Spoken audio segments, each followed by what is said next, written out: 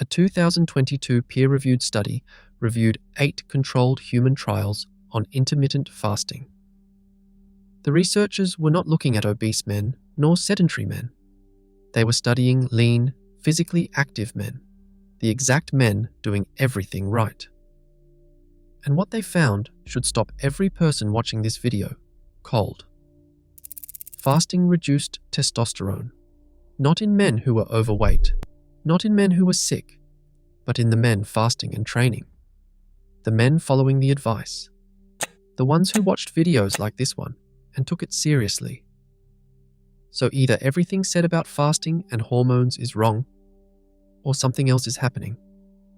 Something that has been sitting in plain sight for 2,000 years, waiting for someone to connect the dots. If you have watched this channel before, you know fasting works. The Greeks proved it. The science confirms it. That has not changed. But here is what nobody is talking about, including most of the fasting content you have ever watched. There is a specific biological trap that modern men fall into every single day. And fasting, done the modern way, walks you straight into it. It is also known as the cortisol trap. And once you understand the mechanism, you will never look at your fasting window the same way again.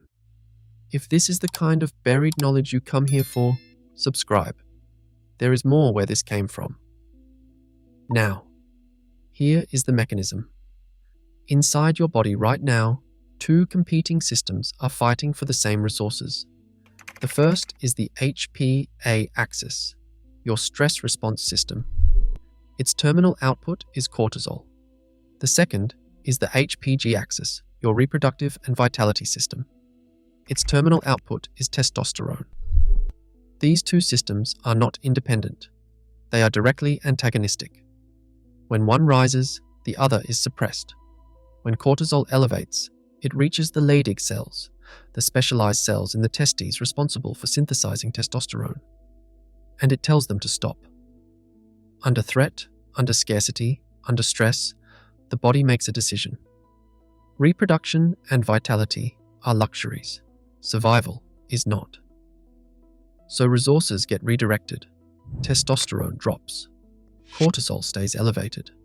The seesaw tips, and it stays tipped for as long as the stress signal persists. A 2021 study published in Frontiers in Physiology confirmed this directly. Sustained elevated cortisol in male primates dramatically suppressed HPG axis activity and measurably reduced testosterone levels. Now here's where fasting enters the picture. Fasting is a stressor, a mild one. In a healthy body with intact hormonal rhythms, that mild stress is exactly what you want. It is the mechanism behind growth hormone spikes, fat oxidation, and autophagy. The scientific term for this is hormesis. Small stress applied correctly makes the system stronger. But here's the thing. Hormesis only works when the body is not already under load. Stack a mild stressor on top of a system already carrying chronic cortisol from poor sleep, blue light exposure, deadline pressure, and disrupted rhythms, and the mild stressor is not mild anymore. It becomes cumulative. The cortisol that was already elevated gets pushed further. The HPG axis, already suppressed, receives the shutdown signal. That is the cortisol trap. It is not fasting itself. It is fasting landing on a body whose cortisol baseline is already broken.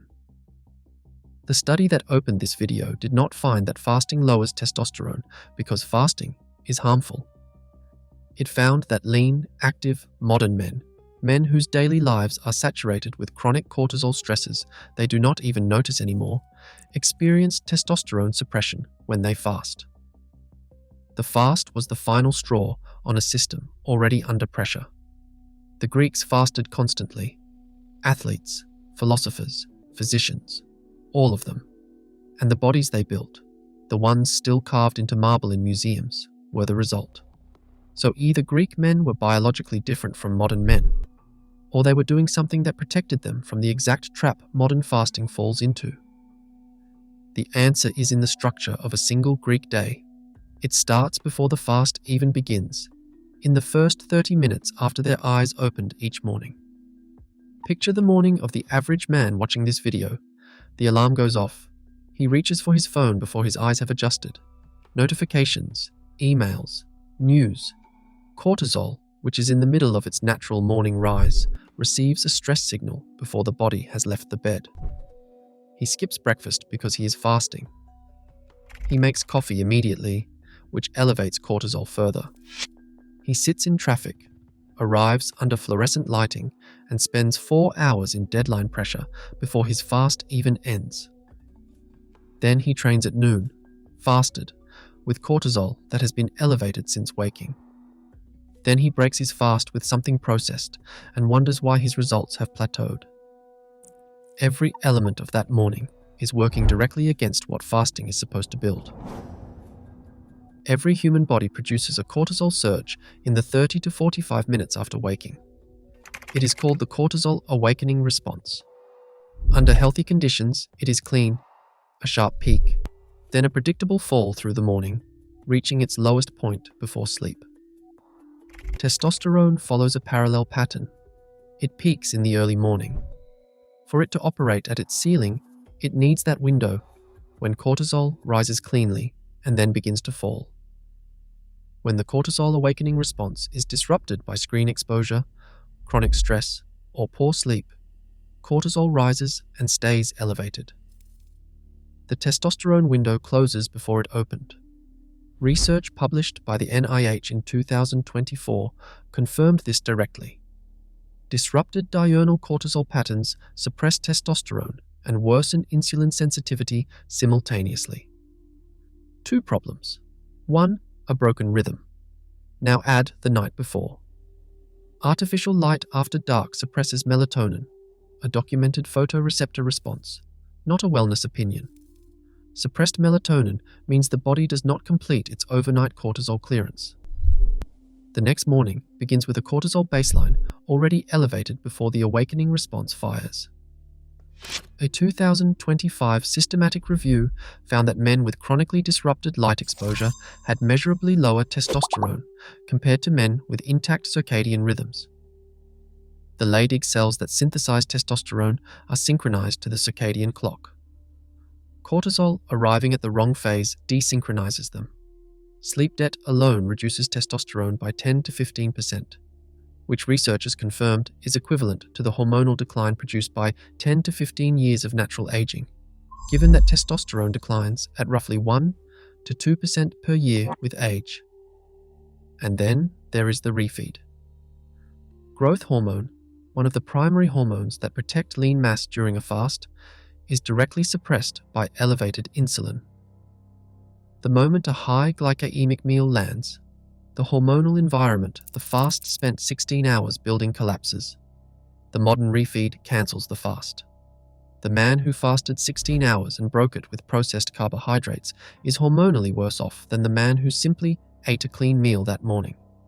The Greeks had none of these problems, not because they were wiser, but because they had no choice. No artificial light, no screens, no processed food. Their constraints built the rhythm modern men have dismantled. And when you look at how a Greek day actually structured light, movement, meals, and rest, it maps almost perfectly onto what modern endocrinology says a testosterone optimal day should look like. It starts at dawn, in a gymnasium, open to the sky. Greek athletes arrived at the gymnasium at dawn, having eaten nothing since the previous evening, completing a natural 12 to 14-hour fast during sleep, without effort and without tracking an app. Their bodies had been in the fasted state for hours before they moved a single muscle. Then they trained. Outdoors, in direct sunlight, the cortisol awakening response fired cleanly.